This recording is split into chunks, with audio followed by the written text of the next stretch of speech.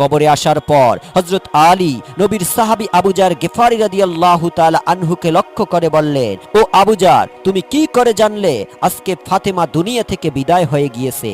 তারপর আবু জার গিফারি রাদিয়াল্লাহু তাআলা আনহু আলীকে উত্তর দিলেন, আলী, আমি স্বপ্নে দেখতে পেলাম বিশ্বনবী আমার কাছে এসে বললেন, আবু জার গিফারি, আমার মেয়ে ফাতেমা আজকে দুনিয়া থেকে চলে গিয়েছে, তার খাটের পায়া ধরার জন্য একজন লোক দরকার, তুমি যাও আমার মেয়েকে দাফন কাফন করে দিয়ে আসো।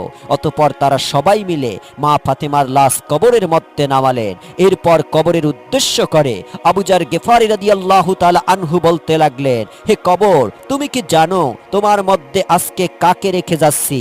আজকে তোমার মধ্যে রেখে যাচ্ছি বেহেশতের মহিলাদের সরদারিনী মা ফাতেমা রাদিয়াল্লাহু তাআলা আনহাকে।